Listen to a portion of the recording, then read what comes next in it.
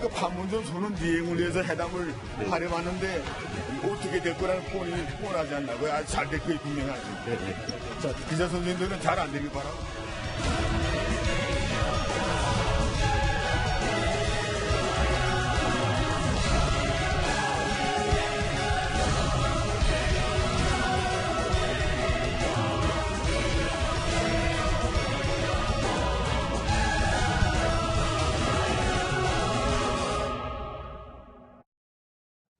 네, 두 번째 뉴스 스테이션이 찾아갈 곳은 바로 평양역입니다.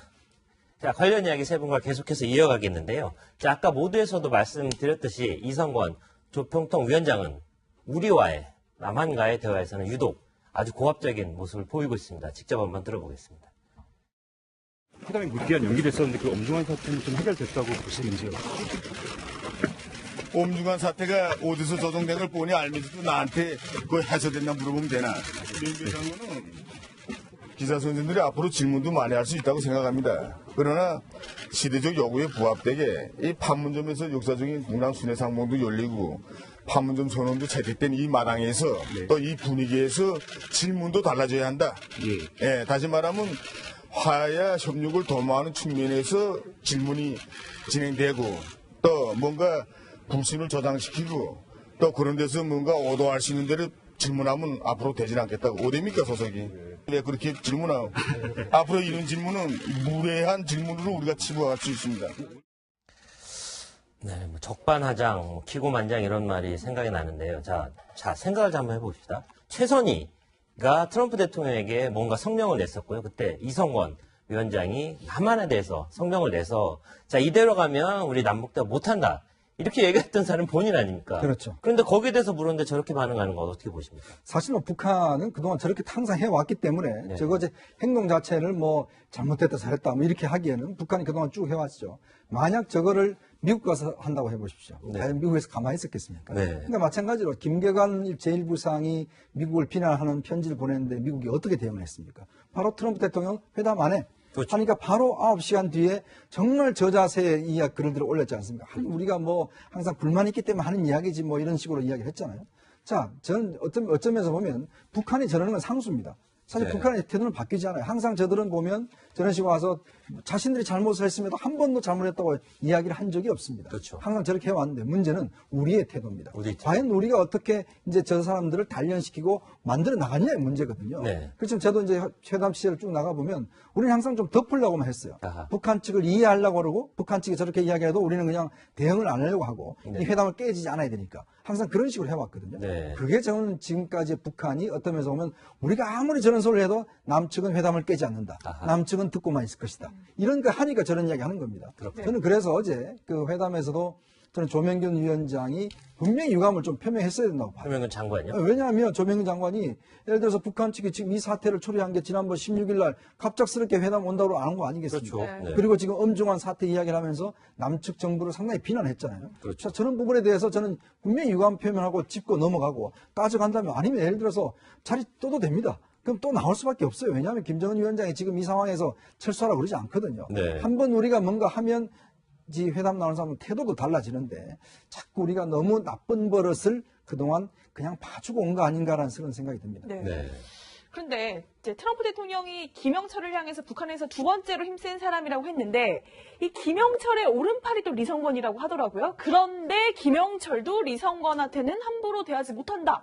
이런 이야기가 있던데 맞습니까? 예, 과거 협상장에서 보면 그렇게 했다고 합니다. 네. 그러니까 북한은 공식적인 대표도 있지만 집안 배경이나 이런 부분에서 대표가 아니더라도 영향력이 있기 때문에 함부로 대하지 않는 거죠. 그렇기 때문에 리성건이 과거에도 강경 발언을 많이 했습니다. 뭐 천안함 폭침 이후에도 그것을 갖다가 설명하는 데 있어서도 무리한 발언을 했고 이번에도 이렇게 무리한 발언을 했는데 저는 이번과 관련해서 한 가지 추가해서 드릴 말씀인데 북한이 언론을 대하는 언론관이 있는 것 같아요. 잘 드러난 것 같아요. 왜냐? 자기들이 시키는 대로 해야 되는 건데 그걸 왜 그렇게 안 하냐. 지금 대화 분위기에서 대화 분위기 좋은 쪽으로 이렇게 보도해라. 마치 자기 언론에 대한 지침을 내리듯이 우리 언론을 대했다는 점에서 반드시 짚고 넘어가야 될 부분이라고 생각합니다. 네, 고용한 조 부원장님.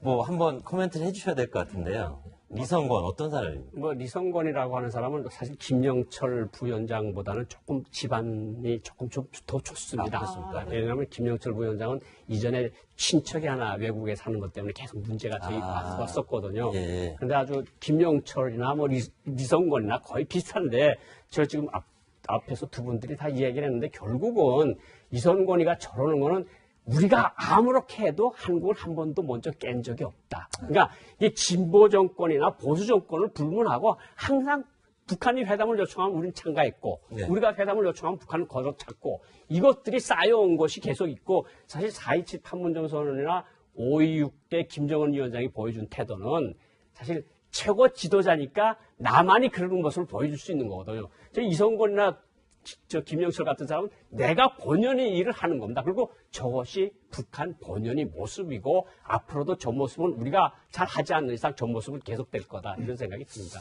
네, 리성권이요. 뭐 사실은 이런 버릇이 처음 나왔던 게 아닙니다. 지난 1, 2, 3차 고위급 회담에 지금 대표로 나오고 있는데 그때마다 여러 번 이런 모습을 연출했는데 자 올해 1월 9일이었습니다. 그때 리성권의 목소리 한번 직접 들어보겠습니다. 그 무슨 비핵화 문제를 가지고 회담을 진행하고 있다는 옳도당치 않는 지금 여론을 확산시키고 있습니다. 무엇 때문에 이런 소리를 내돌린지 참 이해가 되지 않습니다. 북측의 입장이 확고하신 건지 그 입장도 한번 말씀해 길을 흘거렸습니다. 예. 어떻게 또 오도하려고 자꾸 이렇게 아니요, 물어보시죠. 오도한다고 그러니까 언론에 대해서 굉장히 적대감을 가지고 있는 것 같고요. 자, 우리 남측 체제에 대한 도전을 계속하는 거 아니겠습니까? 그렇죠. 저기에도 자신들이 당당하게 핵보유국으로서 이렇게 대화에 나오고 있는데 무슨 비핵화를 감히 입에 묻느냐 그런 이야기를 한 거고요. 기본적으로 어떻게 보면은 북한이 가지고 있는 언론관을 잘 드러낸 것이고 다른 한편으로는 저러한 그 리성권의 태도가 앞서 이현정 의원님께서 말씀하신 것처럼 한 번도 제대로 우리가 대응을 못한 것 같아요. 그런 것 때문에 이러한 관행이 반복돼서 어떻게 보면 자꾸 이렇게 어떻게 보면 배려가 반복되면은 뭐가 된다고요? 권리가 된다고 생각합니다. 네. 저거는 북한이 자기들의 권리라고 생각하고 저렇게 함부로 이야기하는 것 같습니다. 네. 네. 리성권이요. 2010년에도 등장합니다. 2010년이 언제입니까? 바로 천안함 폭침 사태가 일어났는데 거기에 대해서 오리발을 내미는 그런 목소리도 들을 수 있었습니다. 들어보겠습니다. 여러분 자세히 봅시오. 일본 굴체가 있는 여기서는 마치 누가 손질하고 닦아놓은 것처럼 깨끗합니다. 그런데 문제는 이 일본이라는 이 숫자가 문제입니다. 우리는 무장 장비에 번호를 매길 때 우선 기계로 새깁니다. 그러나 이거는 파란색 마스크로 썼는데 일본이라고 했습니다. 상대방에 대해서 뭔가 날조하려고 해도 조금은 알고 날조해야 됩니다. 사실은 저렇게 일본이라는 거 북한에서 큰 기계에 1번이라고 쓰는 거 맞거든요. 그래서 좀 축번화적인데 네. 우리가 지금 이성권 특집을 하는 것 같은데 우리가 이런 이야기를 할수록 이성권은 점점 더 위상이 올라가는 위상이 올라가고 신임을 받을 거고 네. 다음번 판문점 회담에서는 좀 더 큰 소리가 나올 것 같고 그것이 우려스럽습니다. 자, 뭐 사실 이제 지난번 남북 고위급 회담은 북한이 뭐 태용 공사나 여러 가지 빌미를 잡아서 일방적으로 취소를 했는데 리성권은 이 책임을 우리 조명군 장관에게 돌리기도 했거든요. 이 발언을 한번 확인해 보시죠. 우리나라 옛날 고사에 이런 말이 있습니다. 이 팔뚝만한 자그마한 나무 둥걸이 큰 수레를 뒤집어 엎는다. 실제로 큰 수레가 뒤집어 엎이지는 않았지만은 전진을 가로막은 그런 나무 둥글이 있었습니다. 기자 선생이 저한테 엄중한 상황이 해소됐다고 생각합니까? 해서 내가 그거는 조명군 장관 선생한테 문의하라고 그 장본이 그 초래한 사람한테 물어봐야지 나한테 왜 물어보는가 이렇게 이야기를 했는데 이제 그런 문제는 여기서 논의할 필요는 없고 이미 과거가 됐으니까 앞으로 그걸 범하지 않으면 됩니다. 그러니까 이제 결국 그 이야기의 핵심은 너네가 잘못했는데 내가 용서할 테니까 다음부터 그러지 마. 뭐 이걸 지금 공개적으로 저렇게 이야기를 하고 있는 것이거든요. 네. 저걸 근데 그날 회담에서 계속 이성권은 이 회담을 공개적으로 하자고 그랬어요. 그 이야기가 뭐냐면 결국 자신의 저런 목소리를 실제로 남쪽에다가 전파를 하겠다는 것이고 또 저렇게 해서 올라가면 북측한테 상당히 칭찬받습니다. 아, 역시 가서 한번 코를 납작하게 만들어줬구나. 역시 우리 공화국의 자존심을 세웠구나. 이렇게 하는 것이거든요. 네. 그러니까 저게 어떤 면에서 보면 지금 다음번에도 아마 똑같이 할 겁니다. 다음번에 나와서 또 공개를 하자고 할 것이고 조명근 장관은 뭔 소리냐 일단 비공개를 하자라고 이야기를 할 것인데 그러니까 그런 게 어떤 면에서 보면 자신의 생존법이기도 하죠. 사실 저게 또 북한이 어떤 면에서 보면 지금 다 어떤 면에서 보면 자신은 을인데 유일하게 갑질을 하는 게 바로 우리한테만 갑질하는 거 아니겠습니까? 자, 그런 면에서 비춰본다면 저는 핵 문제가 이게 어떤 면에서 해결이 된다 하더라도 북측을 대하는 방식, 이게 있어서 우리가 좀 더 바뀌어질 필요가 있다. 좀 더 당당할 필요가 있고 북측에 대해서도 아닌 건 아니라고 이야기를 해야 되거든요. 그렇죠. 그런 측면에 봤을 때는 저런 식의 행동을 한다면 분명히 예를 들어서 모두 발언에서도 북측이 지난번 갑작스럽게 아무 통보도 없이 회담을 취소한 것에 대해서 분명히 문제 제기를 하고 넘어갔어야 되는데 또 저렇게 그냥 대충 넘어가니까 또 저런 문제가 발생하지 않나 싶습니다. 네. 예, 저렇게 북한이 비공개로 하자고 했을 때, 아니 공개하자고 했을 네. 때 우리가 비공개만 강조할 것이 아니라 공개했으면 좋겠습니다. 그래서 북한이 하는 이야기 다 듣고 우리 사회가 성숙해서 아 북한의 저러한 행태에 대해서 충분히 다 소화하고 또 우리 여론이 그것에 대해서 대응할 수 있다고 생각합니다. 네, 기자인 저도요, 남북회담 취재할 때 항상 그런 바람을 가졌는데요. 자, 꼭 공개 좀 해줬으면 좋겠는데, 자, 어제 조명근 장관과 이성건의 대화를 들어보면 뭔가 공수가 바뀐 듯한 느낌입니다. 직접 느껴보시죠. 첫 북남 고위급 회담인 것만큼 공개적으로 기자 선생들이 다 있으면 좋을 것 같습니다. 저희가 뭐 공개를 못할 이유는 없다고 생각합니다만 회의의 효율적인 진행을 위해서 일단은 서로 기본적인 의견을 한번 교환한 다음에 이번에 회담 문화도 좀 갱신할 필요도 있다고 생각해서 이번에는 공개적으로 좀 해봅시다. 좀 효율적인 우리가 진행을 위해서 우선 처음에 시작할 때 잠깐만이라도 서로 기본적인 논의를 한 다음에 기본적인 논의 아니고 좀 두루뭉족한데. 저 지금 사실은 조명근 장관이 저 말을 했었으면 딱 좋았을 것 같습니다. 양측이 다 공개를 하자. 네. 북한 주민들도 중앙텔레비전을 통해서 네. 보고 우리 한국 사람들도 뭐 여러 가지 방송사를 통해서 우리 다 볼 수 있으니까 한번 같이 툭 까놓고 한번 해봅시다. 그런 거군요. 이런 네. 말을 했었으면 참 좋았을 거라는 생각이 들었습니다. 네. 네.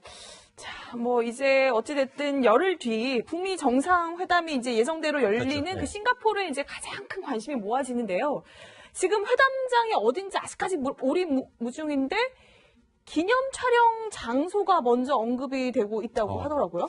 지금 이제 일단 미국 측 대표단은 아마 이제 일단 떠났고 네. 일단 지금 또 아마 북측 대표단이 떠날 것 같고 대충 이제 숙소와 지금 장소 이런 것들이 아마 이제 대충 정해진 것 같아요. 아마 지금 이제 기념 촬영 장소가 이제 마리나 샌드베이 저기 보면 저게 사실은 이제 싱가포르를 상당히 대표하는 그런 그 상징물도 있고 하기 때문에 아마 저쪽에서 할 가능성이 있는 것 아니냐. 이런 여러 가지 이제 등장하는데 문제는 이제 아마 경호 문제일 것 같아요. 네. 결국 핵심은 지금 사실 북한이 제일 걱정하는 것도 김정은에 대한 경호 문제 아니겠습니까? 이제 그것이 어느 정도 담보되느냐에 따라서 장소도 좀 결정이 될 것 같습니다. 네. 자, 경호 문제예요. 계속 문제가 생기는데, 진짜로요. 김정은이 평양을 비우면 북한 내에 강철비란 영화 자꾸 생각이 나는데, 북한 내에 강경 세력, 군부 세력이 준동할 수 있는 가능성이 있다고 보십니까? 뭐 김정은 위원장이 싱가포르에 오겠다고 결심을 하고 노동신문에 그것까지 발표한 거 보면 네. 평양을 비워도 자신만만하다. 아하. 이거일 수도 있지만 네네. 또 폼페이오 장관을 만났을 때 내가 평양을 비우는 거 좀 걱정이 된다는 이야기를 했다는 거거든요. 네. 그러니까 지금 동선이 미리 한 15일 전에 알려졌고 장소까지 알려줬으니까 평양에서 무슨 일이 벌어질지 아무도 모르는 거거든요. 그 이전에 제가 한마디 실례만 들면 네. 김일성 주석이 50년대, 60년대 동굴 아파 나라를 다닐 때 항상 내가 나가면 반당 종파분자들이 솔라락지를 했다. 아, 소라락지. 솔라락지랑 뭔가 쥐처럼 뭔가 좀 이렇게 자기를 어떻게 하려고. 그래서 아하. 김일성 주석이 탄 비행기가 들어오면 고사포가 비행기를 향하든가. 그런데 김정일 후계자가 들어선 다음부터 내가 평양을 마음껏 비울 수 있었다. 아하. 든든했다. 이런 김일성 주석이 수십 차례 얘기한 거거든요. 그렇군요. 근데 지금 김정은 위원장 후계자가 없는 거 아닙니까? 그렇죠. 그러니까 불안한 측면이 분명히 있겠죠. 그렇지만 또 다른 편으로는 내가 평양을 비울 정도로 자신만만해. 이것도 될 수 있을 거라고 생각이 됩니다. 네, 6.12 북미 정상회담까지 딱 열흘 남았습니다. 그 사이에 어떤 일이 벌어질지 저희 뉴스 스테이션 계속 관련된 소식 정확히 전해드리겠습니다. 두 분 말씀이죠. 두 분 말씀 여기까지 듣겠습니다. 수고하셨습니다. 고맙습니다.